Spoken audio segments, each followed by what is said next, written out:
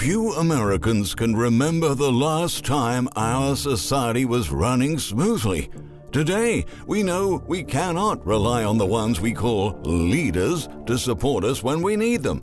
It feels like the good times have been gone for so long that most people are losing their memories of when this was a powerful, strong, and united nation. Now things are going from bad to worse everywhere you look. Our industries are collapsing. Domestic production is dramatically slowing. We're still in the middle of the worst and most complicated supply chain crisis in history.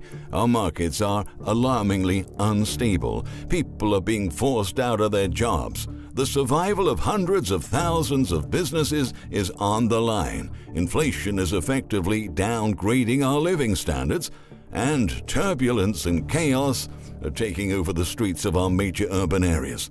The perspectives for the future are not looking good. In fact, there were only a few other occasions throughout the history of our country where things looked this bad. The politicians who run our nation always try to cast a smoke screen to keep us in the dark about our real problems.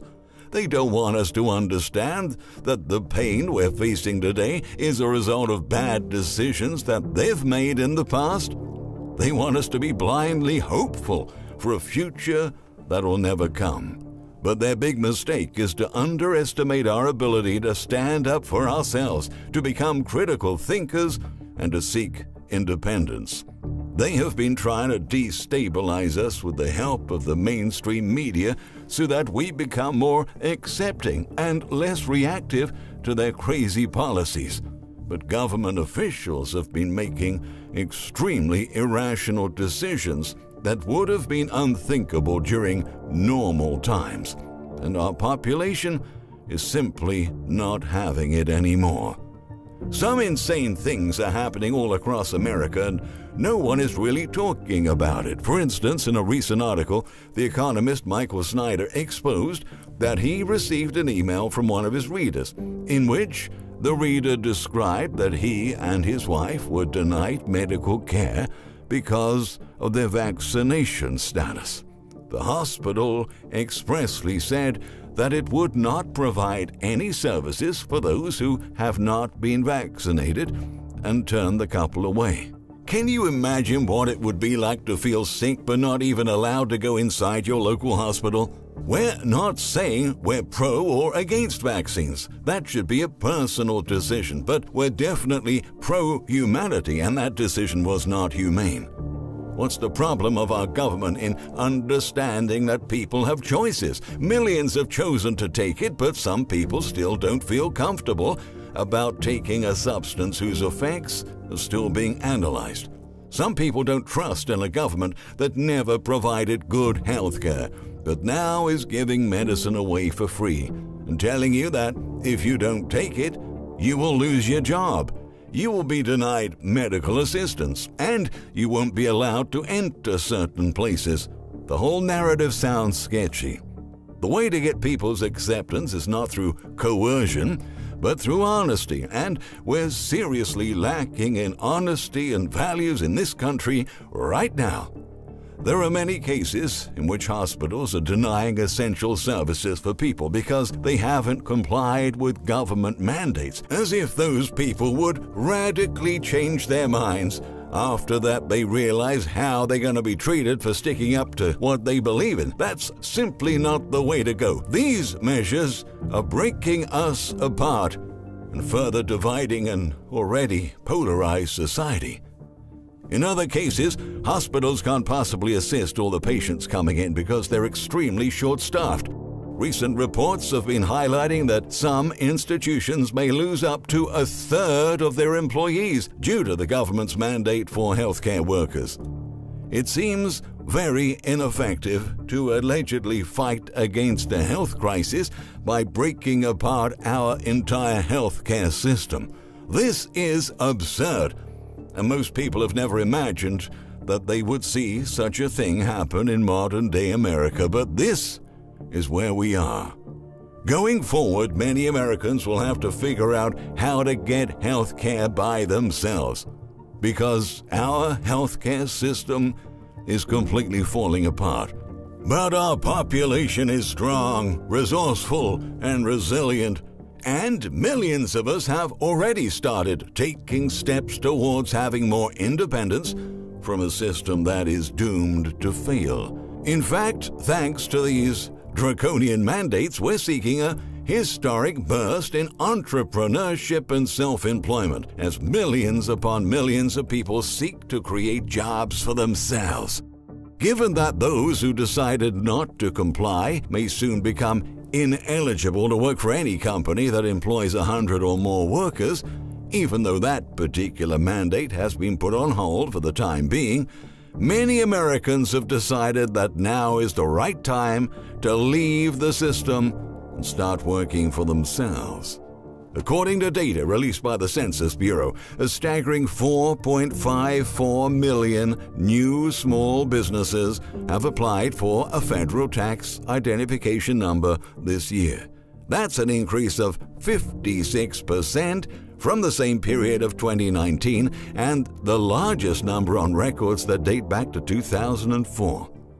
More and more people are becoming entrepreneurs to have the right of controlling their own fate and finally add some separation from an establishment that preaches standardization and obedience. If you are considering taking such a leap, never forget that it's key to find something that will add value to the lives of others, especially in times like these. In the coming weeks, we're going to see the worsening of some of the crises we're already facing. Some new ones may emerge as well, but one looming threat we will have to face collectively is the global energy crisis that's gonna push heating bills to soar amid what will probably be another freezing winter. In fact, the global energy crisis is another factor that's inciting people to become more independent of the system. As the inflation surge ripples through the U.S. economy and affects thousands of products and services, many have already started to look for alternative sources of energy. In Pennsylvania, for example, residents are being warned that their electricity bills could face a massive spike, rising as much as 50% in some parts of the state beginning December the 1st, according to the state's Public Utility Commission. Most Pennsylvania-regulated electric utilities are adjusting the price they charge for the generation portion of customers' bills on December 1st for non-shopping customers, also known as the Price to Compare, or PTC. The PUC explained in the press release. The PTC averages 40 to 60% of the customer's total utility bill. And as energy resources become more scarce worldwide, we could see more devastating power shortages like we recently witnessed in China, India, and the Lebanon. That's why many Americans have decided to take matters into their own hands and turn to old-school ways of getting things done. Right now, demand for wood-burning stoves is rapidly escalating. A local report described that at Central Arkansas fireplaces in Conway, suburb of Little Rock, the flood of orders for wood stoves has been so overwhelming that units purchased today won't be delivered in time for this heating season. You can't get a stove until at least April, Lakin Frederick, an employee at the store, has said in a recent interview. Of course, demand for firewood has also skyrocketed, and this is driving prices into uncharted territory. According to a recent Bloomberg report, in New River, Arizona, a cord of seasoned firewood with roughly 700 pieces is now selling for $200, a 33% jump from a year ago. In Albuquerque, the price is up 11% since the summer to $250. In Stone Ridge, a bucolic small town in the Hudson Valley that's become popular with the Manhattan set, hardwoods now fetch $475 a cord. That's a 19% increase from last year.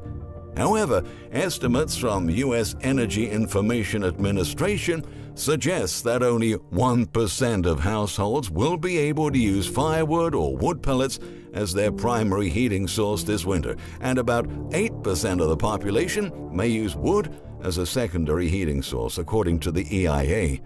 This means that hundreds of millions of households will still be relying on other types of energy to heat up their homes this winter.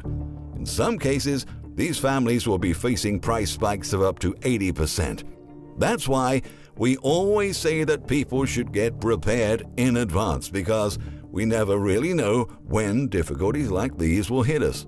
But once they do, the impact is truly ravaging. Conditions are getting so out of control out there that entire communities are trying to become more independent of the system. In California, government measures have become so abusive that the entire city of Oroville decided to declare itself a constitutional republic, a place where the local leaders pledge to fight mandates they say go too far, a local report explains. Any executive orders issued by the state of California or by the United States federal government that are overreaching or clearly violate our constitutionally protected rights will not be enforced by the city of Oroville against its citizens, read the declaration passed this month by the city council. The desire here is dialogue, the city mayor said. Although that's a very dramatic move, that's what happens when the institution that's here to serve us fails to accept our collective will. Our population will keep fighting measures they consider authoritarian, and that's people's rights. This may sound extreme, but we're living in some very extreme times. As our system continues to collapse all around us, we're going to see more and more insanities happening, but we are going to keep facing them with our heads held high. The United States is literally starting to come apart at the seams, and many more unpleasant surprises will emerge along the way. So, try to find ways to become independent from the system too, because considering the way things are right now, you are gonna need this sooner or later. Thank you very much for watching. If you found this video informative, we strongly recommend you to check out 7-Year Apocalypse, written by the economist Michael Snyder. Please keep tuned to our channel to stay updated with future videos